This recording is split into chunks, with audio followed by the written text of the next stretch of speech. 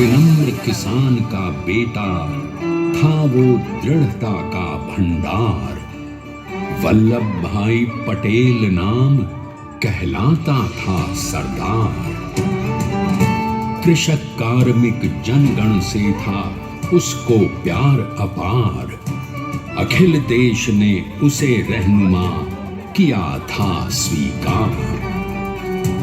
गांधी बापू का शिष्य, सत्य अहिंसा का अवतार, किंतु एक भारत करने को धर लेता हथियार। लौह पुरुष संबोधन था वो लोहे की दीवार।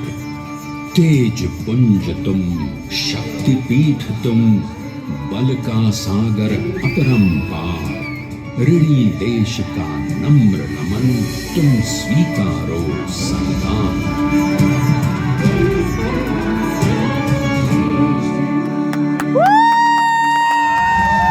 1857 में अंग्रेजों को ललकारने वाले पहले स्वतंत्रता संग्राम के एक सक्रिय सिपाही थे झवेर भाई पटेल। करमसद गांव के इस बहादुर देशभक्त किसान और उनकी पत्नी लाडबाई के 5 बेटों और 1 बेटी में से चौथे पुत्र थे वल्लभ भाई। बालक वल्लभ ने करमसद के बाद नडियाद से अपनी हाई स्कूल की शिक्षा पूरी की। फिर 13 साल की उम्र में उनकी शादी भी हो गई, छोटी सी झवेरबाई से। 2 बच्चों, बेटी मणिबेन और बेटे डाया भाई को जन्म देने के बाद झवेरबाई असमय ही चल बसी। सदी बदलने और 20वीं सदी आने पर उनका जीवन भी एक चमत्कार की तरह बदला। प्लीडर का इम्तिहान पास करके वो वकालत करने लगे। पहले गोधरा, फिर आनंद और उसके बाद अहमदाबाद में। मगर जल्द ही वकालत छोड़कर वो बैरिस्टर बनने की इच्छा से इंग्लैंड चले गए। लंदन में बैरिस्ट्री में अव्वल आने और वजीफा जीतने वाले वो अनोखे भारतीय थे। अब तो अहमदाबाद की वरिष्ठ अदालत में बैरिस्टर पटेल की जिरह और जीतों की धूम मच गई।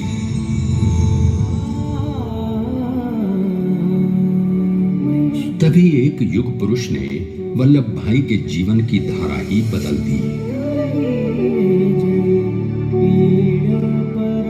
दक्षिण अफ्रीका में सत्याग्रह के अहिंसक अस्त्र से गोरे शासकों को सबक सिखाकर भारत वापस आए बैरिस्टर मोहनदास करमचंद गांधी से मिलकर वल्लभ भाई ने अपने कुछ बरसों से सीखे विदेशी व्यवहार और संस्कार हमेशा के लिए त्याग दिए और अब वो अपने खेड़ा के किसानों को हक दिलाने के लिए बापू के साथ आंदोलन में कूद पड़े।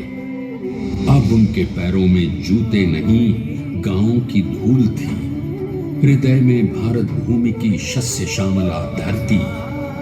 मन में थे गांधी और मस्तिष्क में एक नए स्वतंत्र भारत का सपना।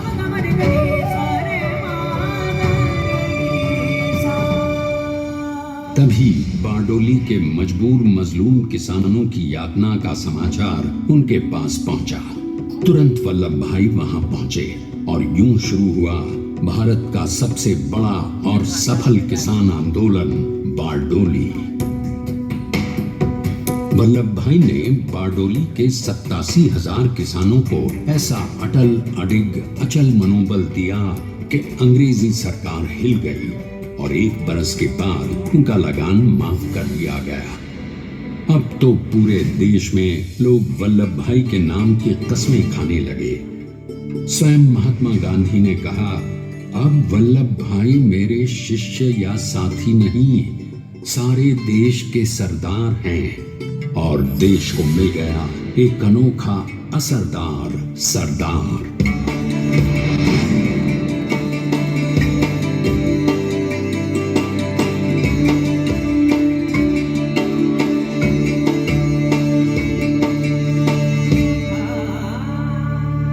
सरदार पटेल के नाम और देशभक्ति से अंग्रेज डर कर कांपने लगे।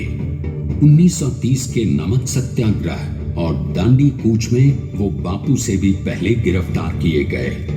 तो सन 1932 में फिर उन्हें बापू के साथ ही जेल में 2 सालों के लिए डाल दिया गया। मगर आजादी के दीवानों को, स्वतंत्रता के परवानों को कौन गिरफ्तार कर पाया है? जेल से छूटते ही सरदार को कांग्रेस के नए राष्ट्राध्यक्ष पद पर चुना गया और उनकी सरपरस्ती में राष्ट्रवादी भारतीयों ने तमाम ब्रिटिश सूबों में जीत हासिल कर वहां अपनी स्थानिक सरकारें बनाई। किंतु सरदार का सपना केवल सरकार बनाना नहीं था। उनका स्वप्न तो था एक ऐसे नए भारत का जहां हर रंग, हर रूप, हर जात, मजहब, तबके का हिंदुस्तानी एक साथ मिलकर एक ऐसा नया भारत बना सके जहां पूर्ण स्वराज के साथ सारे समाज को गरीबी, अशिक्षा, छुआछूत से भी आजादी मिल जाए।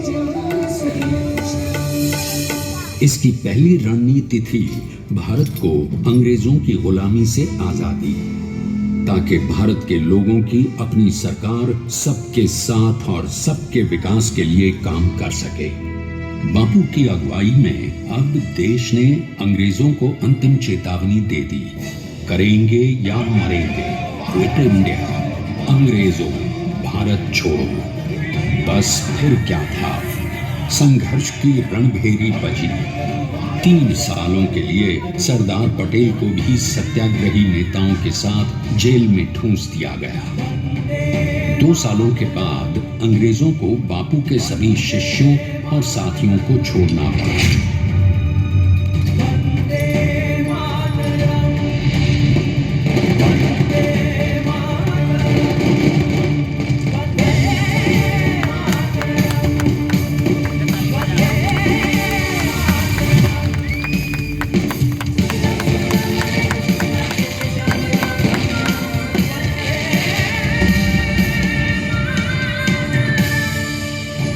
स्वतंत्रता के स्वप्न के सच होने के साथ अब सरदार पर कई एक नई जिम्मेदारियां थीं। आने वाली आजादी की तैयारी और एक नए भारत के लिए नए लोकतांत्रिक संविधान की संरचना। जैसा उनके साथी ने खुद कहा था, सरदार ने ही छैनी हथौड़ी लेकर एक नए भारत को उकेरा है।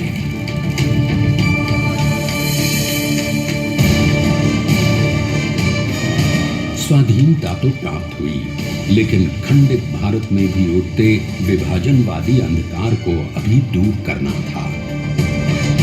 जब देश के खंड खंड होने का भय उत्पन्न होने लगा, तो सरदार ने निर्भय होकर खुद अपनी केंद्र सरकार और साथियों को भी चुनौती दे डाली और जम्मू कश्मीर को बचाने के लिए सारे देश का आकाश वायुयानों से भर गया।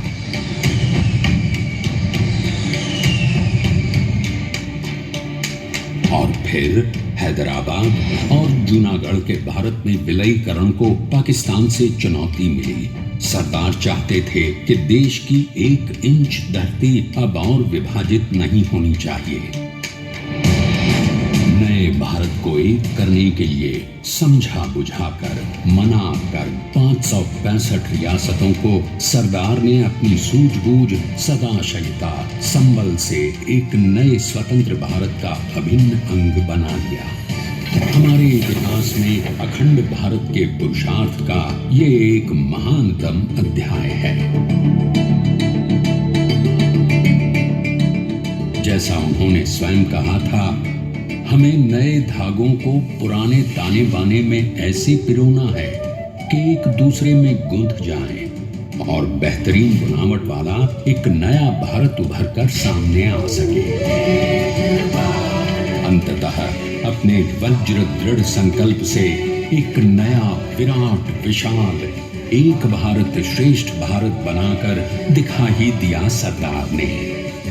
संसार के सबसे बड़े प्रजातंत्र के शिल्पी को प्रणाम करने के लिए देश ने बनाया है ये समर्थ स्मारक। स्वाधीन भारत को समर्थ भारत में बदलने वाले सरदार पटेल को समर्पित प्रेरणा तीर्थ भी है।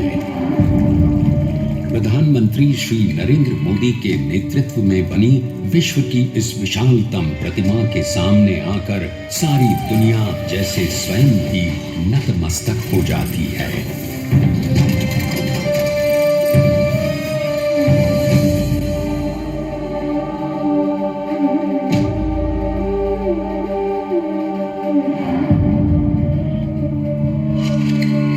देश को बना गया वो अमित अटल, हरा सका उसे न कोई शत्रु दल। चट्टान के समान सा पुरुष प्रबल, पटेल तो स्वदेश का सम्मान है, पटेल तो स्वदेश का सम्मान है, पटेल तो स्वदेश का सम्मान है, पटेल तो स्वदेश का सम्मान है।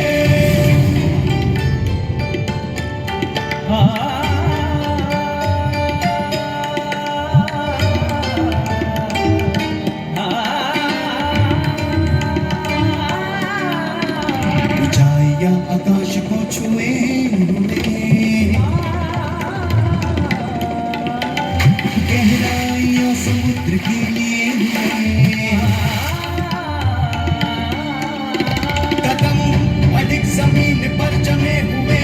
पटेल अपनी आन बान शान है, पटेल अपनी आन बान शान है, पटेल तो स्वदेश का सम्मान है, पटेल तो स्वदेश का सम्मान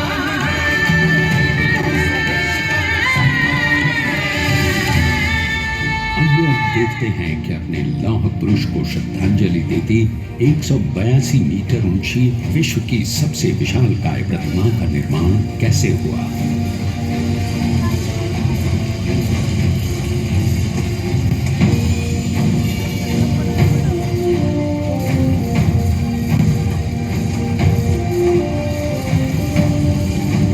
गगन चूमती इस अद्वितीय अभूतपूर्व प्रतिमा को बनाने के लिए सबसे पहले नदी पर 4,500 क्यूबिक मीटर का राफ्ट बना और फिर सीधा 600 फीट का कंक्रीट का कोर बनाया गया।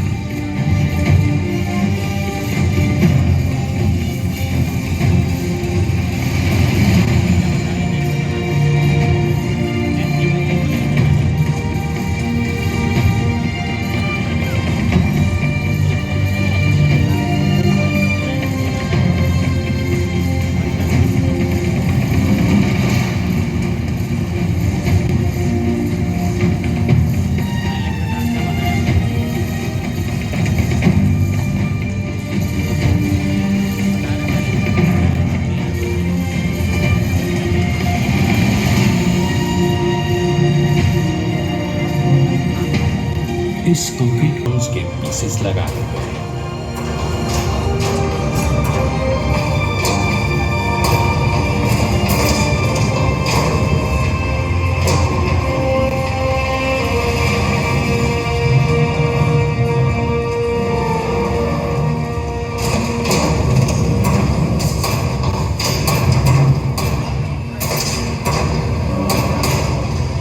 सोचिए कि 182 मीटर ऊंचे इस भव्याति भव्य स्मारक के निर्माण में कितना सामान और मेहनत लगी है। 70,000 metric ton cement, 18,500 metric ton reinforcement steel, 6,000 metric ton structural steel और 1,700 मीट्रिक टन ब्रॉन्ज।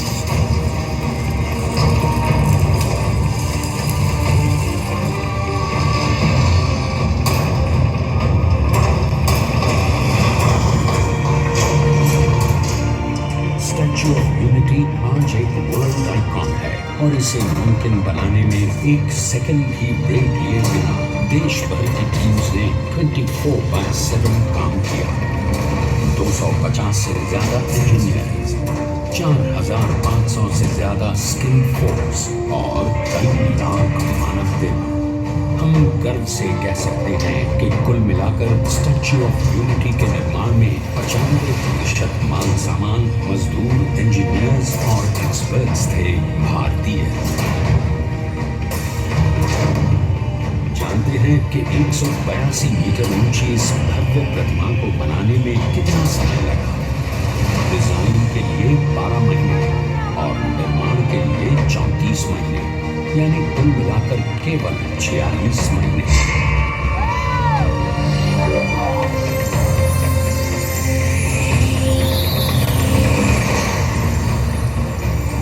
और इसी तरह बनी देश के शिल्पकार की एक अनोखी अद्वितीय विशाल प्रतिमा, जो सिर्फ आज ही नहीं बल्कि आने वाले न जाने कितने सालों तक यूं ही चमचमाती रहेगी।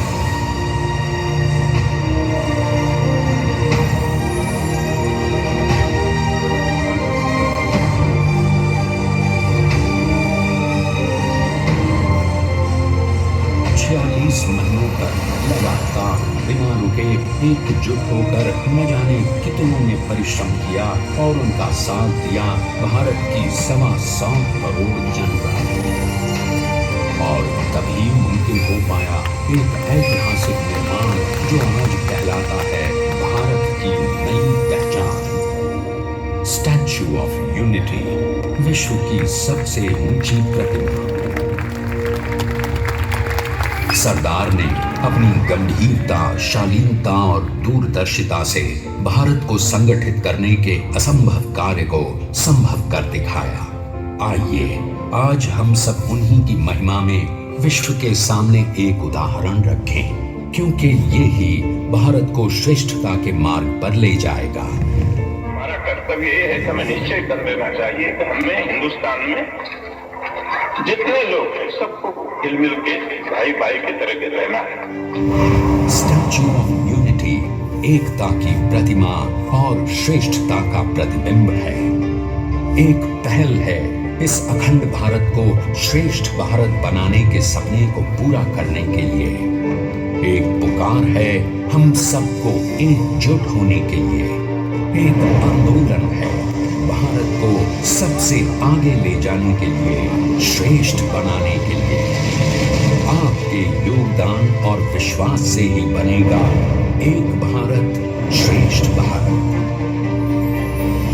एकता का स्मारक है, एकता का संदेश है कि भाषा अनेक, भाव एक, राज्य अनेक, राष्ट्र एक, पंथ अनेक, लक्ष्य एक, बोली अनेक, स्वर एक, रंग अनेक, तिरंगा एक, समाज अनेक, भारत एक, रिवाज अनेक, संस्कार एक, योजना अनेक, मकसद एक, कार्य अनेक, संकल्प एक, राह अनेक, मंजिल एक, पहनावा अनेक, सीमा एक, चेहरे अनेक, मुस्कान एक। ये एकता का संदेश लेकर के हम चले। और भाइयों बहनों, ये भारत की विशेषता है, विविधता में एकता। यही भारत की विशेषता है।